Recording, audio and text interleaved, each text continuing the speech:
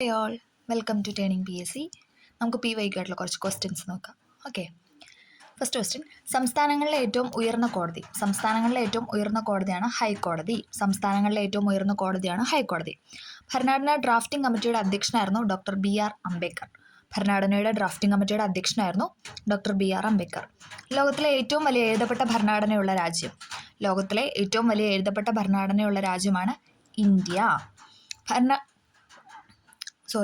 ഭരണഘടനയുടെ ആമുഖത്തിൽ സൂചിപ്പിച്ചിട്ടുള്ള അടിസ്ഥാന ലക്ഷ്യങ്ങളിൽ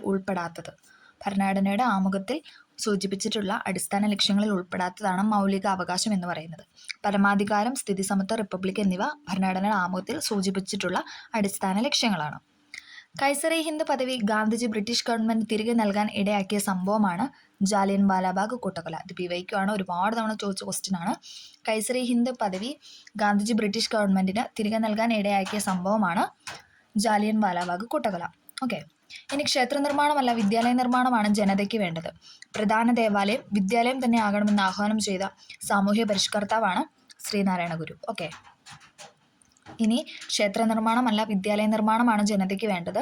പ്രധാന ദേവാലയം വിദ്യാലയം തന്നെ ആകണമെന്ന് ആഹ്വാനം ചെയ്ത നേതാവാണ് ശ്രീനാരായണ ഗുരു. ചട്ടമ്പിസ്വാമികളുടെ യഥാർത്ഥ പേരാണ് അയ്യപ്പൻ.